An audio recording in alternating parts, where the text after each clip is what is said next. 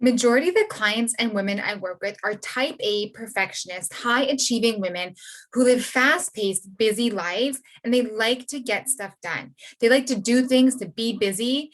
And I get it because I am this way too. But this is also why it's so important to understand our stress curve. The problem is that when we live in this constant state of doing and going, we are actually more prone to imbalances in our stress hormones. This leads to things like burnout, fatigue, poor sleep, digestive issues, blood sugar imbalances, sex hormone imbalances, PMS, infertility, weight and body composition struggles. You name it, it's involved. You can think of stress and cortisol like a nice curve, and we need some stress in our lives to function properly. We do need cortisol, but when it gets too high or too low, it's going to impact you. Today, I'm going to explain the optimal stress curve and what that should look like and how you should be able to feel. Ideally, on this curve, we want to have some stress. Some cortisol needs to be produced, but we don't want too much and we don't want too little. When we have too little, when we're on the low end of the curve, we feel a lack of motivation. Nothing is going to pick us up and get us going. And then, if we are kind of at the optimal point in the middle of that curve, we're loving life, we're fulfilled, we're passionate, we're excited, we're high performing. We can do the things and feel good. But the key is to keep yourself in this optimal point. And then, if we do the things to keep ourselves there, that's great. And if we don't, stress starts to become an overload. We get tired, we get fatigued, we start to get symptoms set in. And if we keep pushing past through those symptoms and we end up past that optimal point, now we're hitting the point of exhaustion. And this comes in basically 3 stages. This is what happens. These 3 stages are what happens when fatigue runs too long. So stage 1 is your cortisol is now high. You feel wired and tired. You're heightened. You're anxious. You're kind of saying to yourself, hey, I don't know how much longer I can do this. I can't keep living the way I'm living. You're irritable. It doesn't feel like you're tired, but you just feel like you're kind of wound up and high stressed. You can't sleep at night. Your mind just will not shut off. Then, if you keep pushing through, you're going to hit stage 2.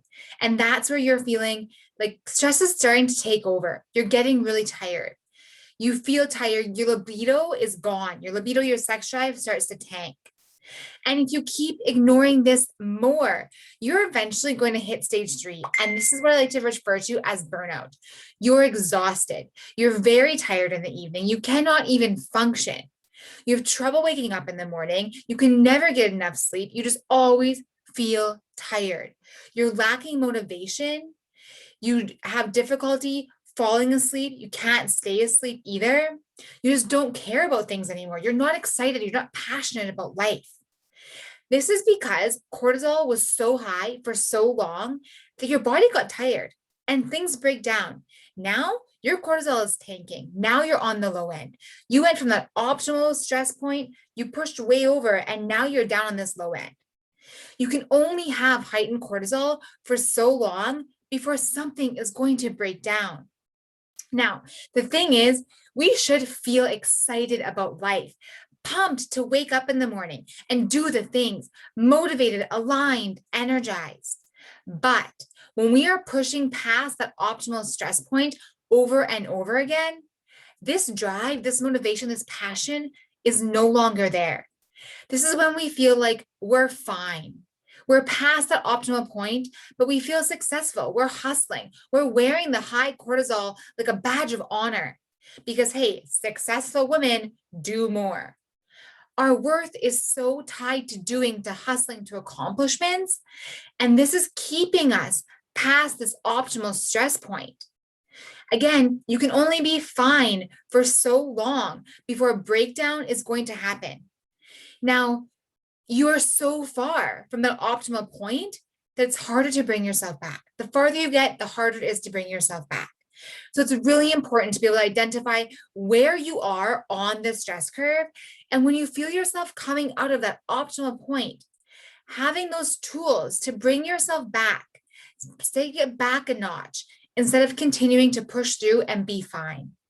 And this might mean mindset tools, lifestyle tools, internal stressors, such as digestion, blood sugar, infections, hormones. These things all are stressors on your body. But whatever it is that's pulling you out of that optimal state has to be addressed. Okay, that's all for now. But I'd love to know, where are you on the stress curve?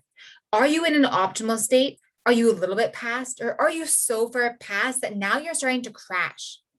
Let me know in the comments if that feels right for you. And don't forget, if you want to see more of these videos, if these are helpful for you, let me know by liking, sharing, or even sending me a message to my DMs.